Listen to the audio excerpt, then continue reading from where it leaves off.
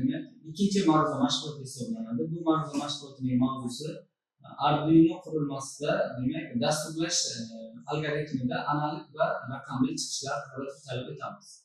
Bu mavzuni ham har bitta mavzuga oid demak tarkibiy qismi bilan tanishtirib o'tadigan bo'lsak, ya'ni reja qismi bilan tanishtirib o'tadigan bo'lsak, bu mavzuni ham demak 6 ta reja asosida demak birma-bir ketma-ketlikda tushuntirib o'tamiz.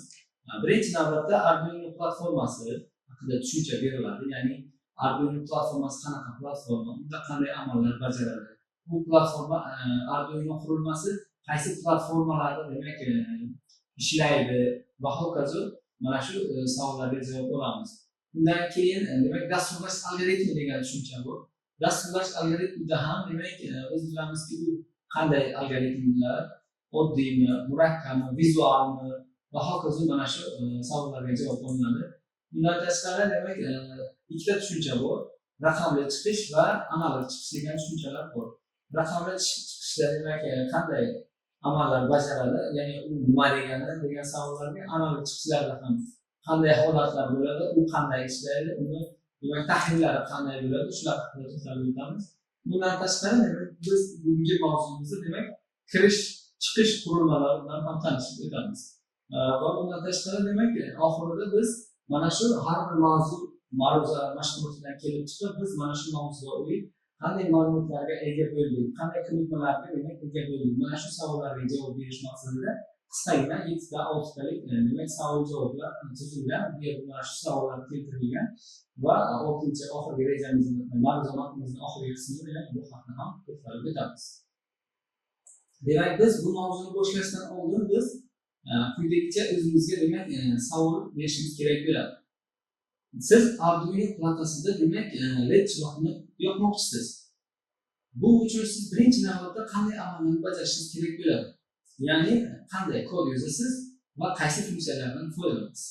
Mana shu savollarga demak javob olishimiz kerak bo'ladi. Bu savollarga javob olish uchun biz birinchi navbatda mana bugungi kunda juda ham rivojlanib ketgan internet saytlardan kirib videoroliklar, bizga o'xshagan ma'ruza qilingan ma'ruza mashg'ulotlardan foydalanib, ya'ni bizni birinchi mavzumizdan foydalangan holda demak siz mana shu quyida keltirilgan kodlar orqali demak tizimni sozlab olishingiz mumkin bo'ladi. Bundan tashqari biz Arduino'ni demak bilamizki, foydali tomonlari va salbiy tomonlari, ya'ni imkoniyatlari va cheklovlari ustida demak to'xtalib o'tamiz. Birinchi navbatda demak biz bilamizki, har bir qurilmaning o'ziga yarasha demak uni afzalliklari, qulayliklari va imkoniyatlari mavjud. Bunda ham Arduino'da ham demak uning asosiy imkoniyatlariga to'xtalib o'tadigan bo'lsak, quyidagicha demak imkoniyatlardan foydalanish mumkin. Va shu bilan birgalikda demak har bir imkoniyat o'ziga yarasha demak salbiy oqibatlarni, cheklovlarni ham demak olib keladi. Va biz Arduino qurilmasi orqali biz quyidagi demak imkoniyatlarni demak sanab o'tamiz. Birinchisi mikrokontrollerlarni dasturlash. Bunda demak qanday amallar bajariladi? Ya'ni Arduino'da demak bilamizki, biz bir funksiyali yoki ikki funksiyali demak amallarni bajarish mumkin. Va bularni mikrokontrollerlar orqali demak amalga oshiriladi.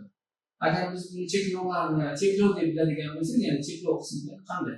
Murakkab sanoat tizimlari uchun bu yetarli darajada emas deb hisoblaymiz. Chunki Arduino qurilmasi orqali faqatgina 2-3 ta amallarni bajarish mumkin. Murakkab sanoat tizimlarida esa demak 3 va undan juda ham ko'p funksiyali vizual holatlar juda ham ko'pligi uchun bu Arduino qurilmasi demak bu imkoniyatlarga demak imkoniyatlari bu darajada mukammal emas. Bundan tashqari biz bilamizki, sensorlar va modullar bilan ishlaydi, bu ham bir imkoniyat. Bundan tashqari bu imkoniyatlarni sanab o'tib oxirroqda keladigan bo'lsak, birinchi navbatda duch keladiganimiz bu qaysi platformalarda Arduino qurilmasi ishlaydi. Mana shu savollarga demak javob olishimiz mumkin. Windows, Linux va hokazo turli o'ndan ortiq platformalarda ishlaydi va biz kundalik davomida ishlatadigan platformalarni slaydimizda demak namuna tartibida keltirdik. Bundan tashqari bu platforma ochiq ma'lumotli platforma hisoblanadi va bepul platforma hisoblanadi. Bu ixtiyoriy talabada demak bu platformada ishlashni demak imkoniyatini bemalol ochib beradi. Keyingi slaydimizda demak raqamli Arduino bilan ishlaydigan raqamli chiqishlar, analog chiqishlar haqida to'xtalib o'tamiz. Bu yerda demak birinchi navbatda biz raqamli va analog chiqishlarni o'rganishdan oldin biz ularni kirish qurilmalari va chiqish qurilmalari bilan tanishishimiz kerak bo'ladi. Birinchi navbatda Arduino platformasida demak input ya'ni kirish qurilmalari bilan tanishib chiqadigan bo'lsak, demak quyidagicha qurilmalar orqali demak tanishib chiqqan hisoblanamiz. Ya'ni bulardan biri harorat sensori, yorug'lik sensori, masofa sensori, gaz sensorlari va hokazo tugma, kalit, potentsiometrlar bilan tanishib chiqamiz. Bular demak kirish qurilmalari hisoblanadi. Output ya'ni tashqi qurilmalar, chiqish qurilmalariga esa demak LED chiroqlari, RGB chiroqlar ya'ni LED chiroqlarni, RGB chiroqlarni farqi shundaki, demak LED chiroqlari bitta rangda yonsa, RGB chiroqlari bir vaqtimizga 3 ta 4 ta rangni taqdim demak yonadi. Mana shu bilan bir-biridan farq qiladi. Va uning asosiy jihati shundaki, demak Arduinoda aloqa modullari ham mavjud. Aloqa modullariga demak birinchi navbatda demak Bluetooth moduli kiradi. Undan keyin Wi-Fi moduli, GSM moduli, RF moduli, SD kart, internet modullari bular aloqa modullari hisoblanadi. Dasturlash algoritmida to'xtalib o'tadigan bo'lsak, biz demak uni 4 ta asosiy qismlarga ajratib o'rganishni boshlaymiz. Birinchi navbatda uni qanaqa algoritmligini bilishimiz kerak bo'ladi. Dasturlash algoritmi bu matnli algoritm hisoblanadi. Bundan tashqari bu algoritm qanday ishlaydi?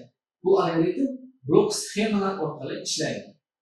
Va demak bundan keyingi holatda demak algoritmni dasturlashda eng yaqin yozuv bu sintaksdan ozod, ya'ni mantiqqa e'tibor beriladi. Ya'ni dasturlashda demak asosiysi logikaga ahamiyat beriladi. Bundan tashqari dasturlash kodi demak Arduinoda ikkita platforma S yoki S++ Python platformalari orqali demak ishlatiladi. Bundan tashqari biz mana bu yerda slaydda eng oson va oddiy birinchi berilgan savolga LED chirog'ini yoqqanmisiz, ishlatganmisiz degan savolga javob keltirish maqsadida namuna sifatida mana bu yerda dasturlash kodi yozilgan va boshlash tugmasi orqali biz LED chiroqlarni boshqarishni o'rganib chiqamiz. Birinchi navbatda boshlash tugmasi bosilgandan keyin demak LED chirog'i yonadi va 3 soniyagacha yonib turgandan keyin demak tugatish tugmasi orqali demak LED chiroqlari o'chadi. Mana shu narsani misol tariqasida keltirdik.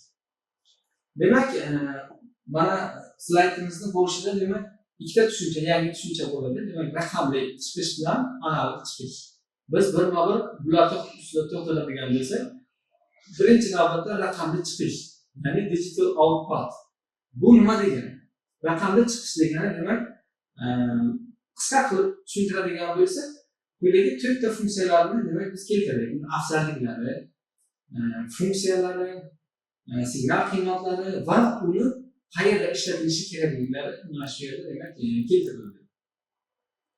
Bundan tashqari ikkinchi tushuncha analog chiqish tushunchasi. Buni ham bilamiz.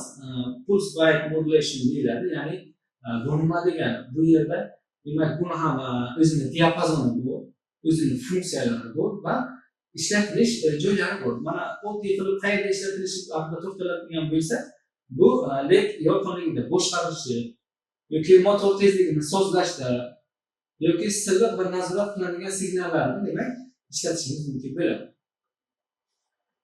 Biz bu mavzu matnida demak ikkita yangi tushuncha, ya'ni raqamli va analog tushunchalarga to'xtalib o'tdik va biz mana shu ikkita demak chiqishlarni bir-biri bilan taqqoslaydigan bo'lsak, birinchi navbatda biz unga demak mezonlarni o'rnatib chiqishimiz kerak bo'ladi.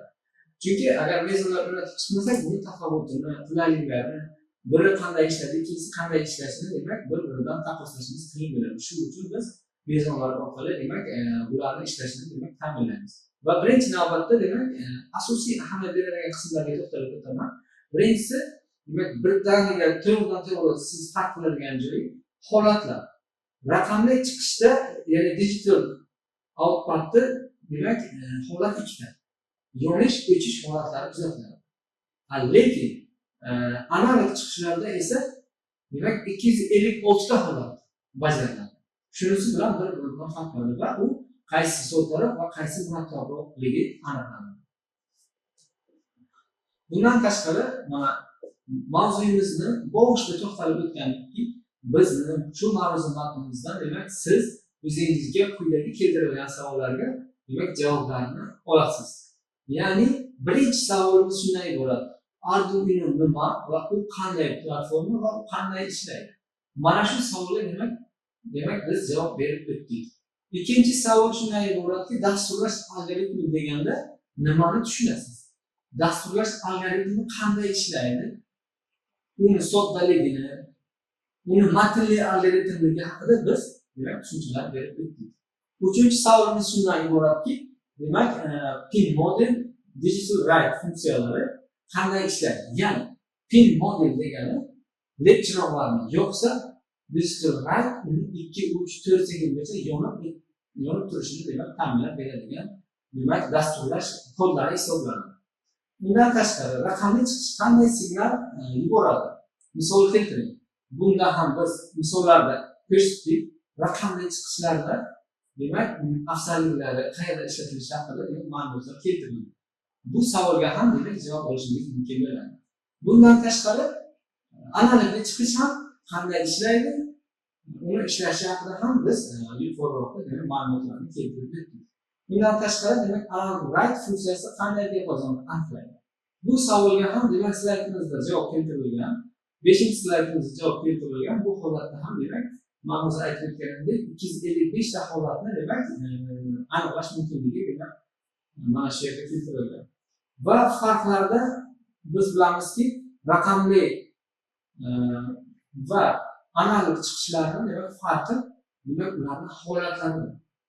Ikkita holat turibdi demak raqamlida, analogda esa 255 ta holat turibdi. Mana shu yerda katta farq turibdi.